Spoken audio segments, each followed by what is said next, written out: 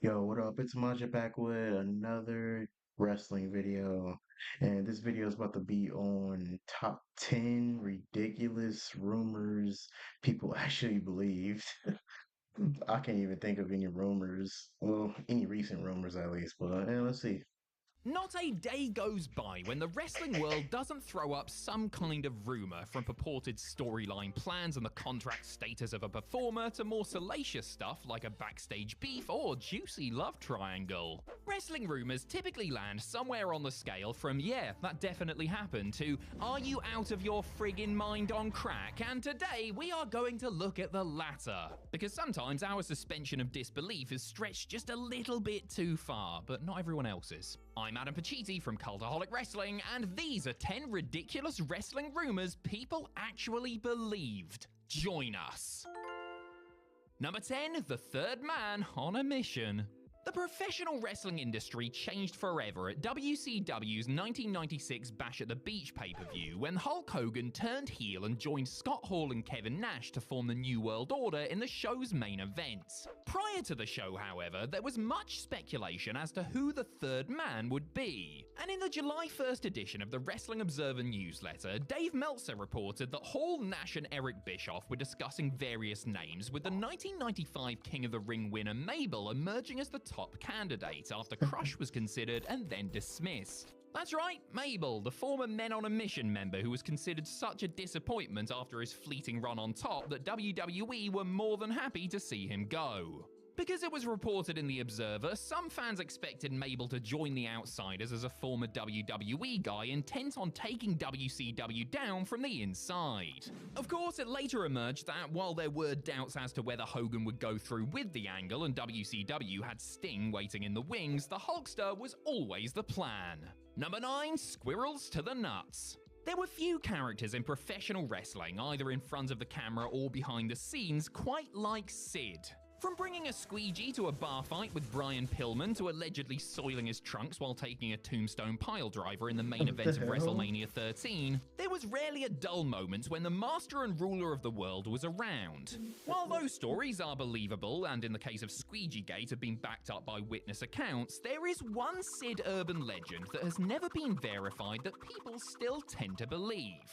The popular rumor says that the former world champion traveled with a squirrel while on the road with WCW in the early 1990s. Weird enough as that may be, the story goes that Sid was once dared by a member of the locker room to put the pet in his pants for a minute. He obliged, only to have the squirrel bite his bollocks, causing the big man to fall to the ground in pain. According to the legend, Sid needed a rabies shot and stitches after doing the job to the woodland critter, but nobody has actually verified any of this. Number 8, a rude awakening.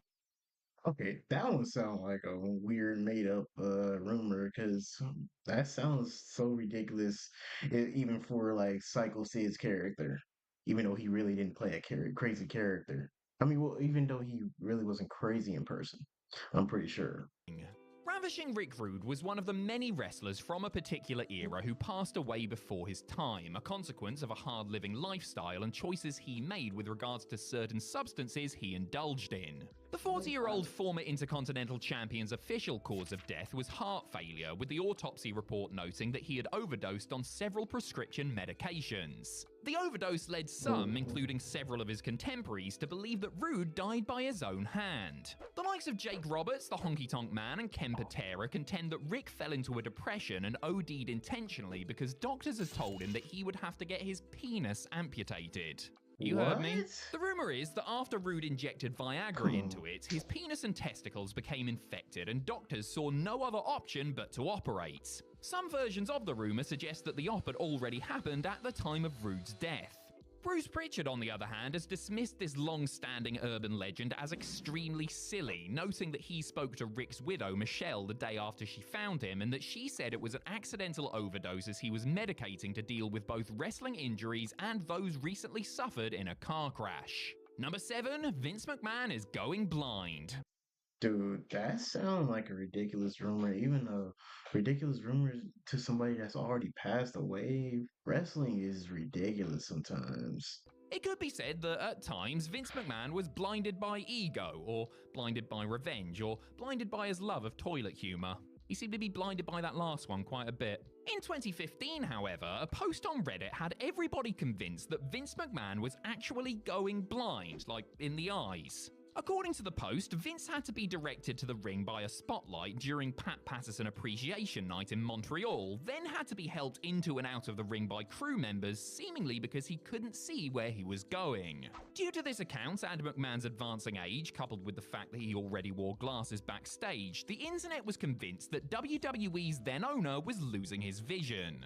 WWE quickly debunked the rumor, however, even if fans pointed to a clip of McMahon seemingly searching for Brock Lesnar before a WrestleMania as further evidence that his eyes had gone to the dogs. Number 6, a very friendly Rey Mysterio. A few WCW alumni found themselves in romantic relationships with actual honest-to-goodness celebrities. Stacey Keibler, for example, shacked up with George Clooney once her days in sports entertainment were over, while former WCW World Heavyweight Champion David Arquette was once married to Courtney Cox. But the wildest story involving a WCW wrestler and an actor concerned Cox's best friend and Friends co-star Jennifer Aniston. Because according to an article that appeared in an April 1997 edition of the National Enquirer, Rachel was simply gaga over none other than Rey Mysterio Jr. and apparently didn't care that he was happily married. The piece featured quotes from Mysterio, who said that wife Angie was cool with his new friendship and he vowed to get Aniston in the ring.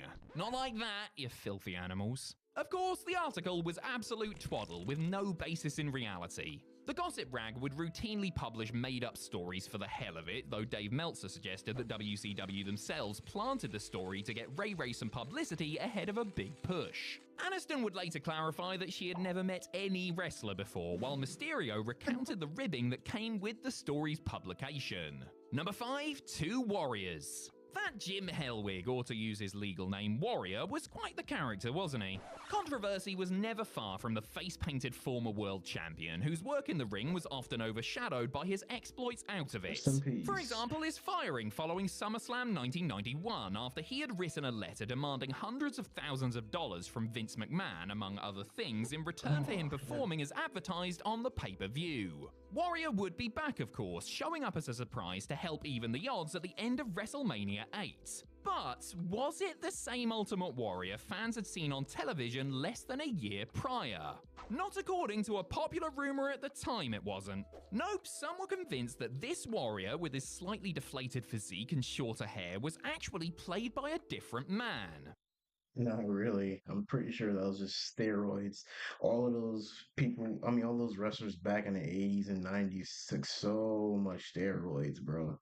I don't believe it was a different person. Some were even convinced that it was Kerry Von Erich who was portraying this new warrior, and not only that, but he was doing so because the original had passed away since his last WWE appearance. It doesn't take a Lanny Poffo to see that this one was not true, but people did buy into the conspiracy at the time. Number 4, most violent player. When MVP decided to leave WWE in the summer of 2024, he made no secret of the fact that he wasn't a fan of the company's chief content officer, Paul Triple H Levesque, and that Levesque evidently wasn't a fan of him either.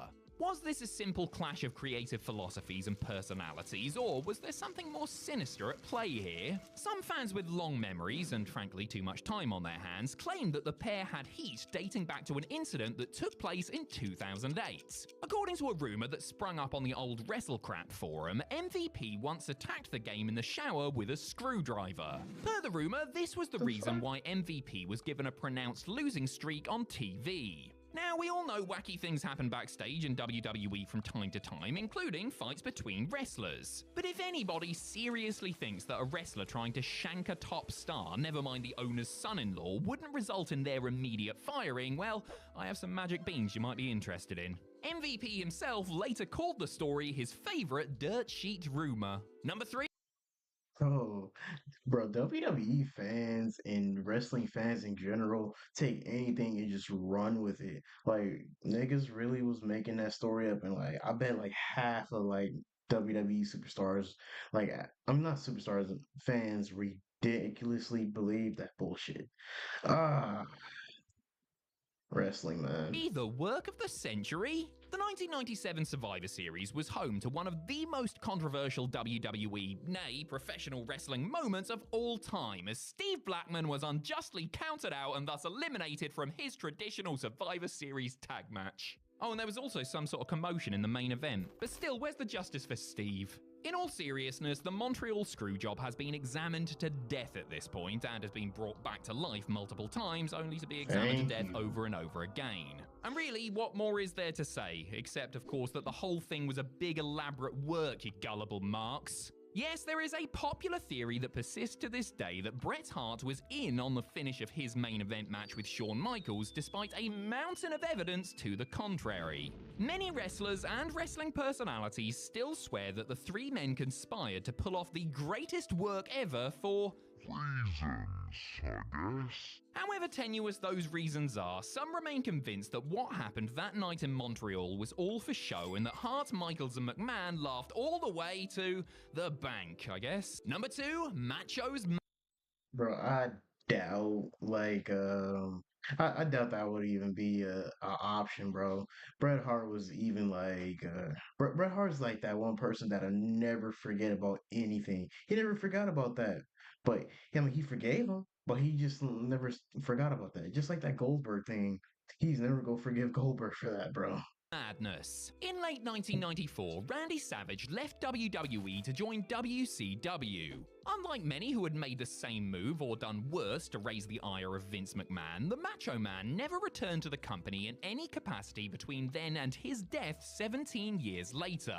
Savage's absence from all things WWE, not to mention the company's refusal to acknowledge and put over his many accomplishments, led to all sorts of speculation about just why Randy was persona non grata, with one rumor standing out above the others. Many are convinced that Savage was exiled because he had a physical relationship with a then 17-year-old Stephanie McMahon, and that when her father found out about it, he vowed to never work with him again.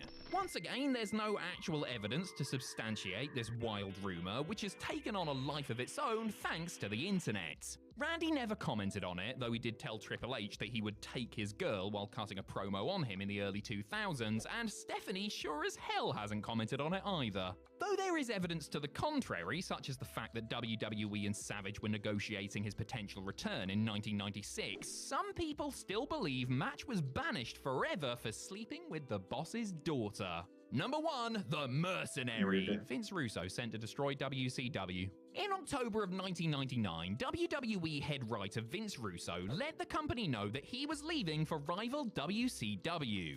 Burnt out and displeased with having another new show, SmackDown, added to his workload, Russo and his partner in crime Ed Ferrara decided to take an offer from WCW, who was struggling bad and believed that Russo and Ferrara, two of the architects of WWE's wildly popular Attitude Era, would be the solution to their problems. Well, WCW were dead wrong, of course, because Russo and Ferrara, without Vince McMahon and others to rein them in, actually did the opposite and helped further damage WCW's credibility with its rapidly diminishing audience. But hey, that was the plan all along now, wasn't it? Because some people would have you believe that Vinnie Rue, and to a lesser extent future WCW Cruiserweight Champion Oklahoma, was sent there by Vince McMahon and WWE to destroy the competition from the inside.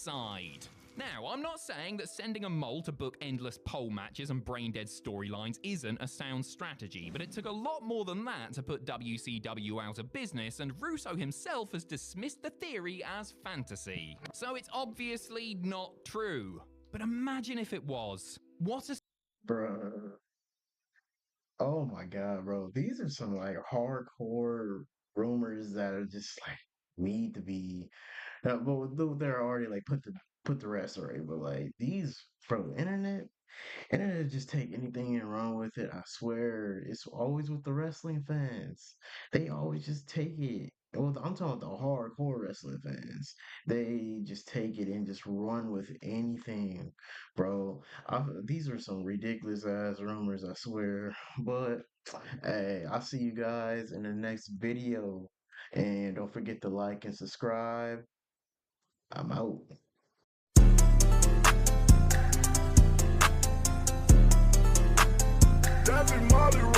Fuck it, that income, oh yeah.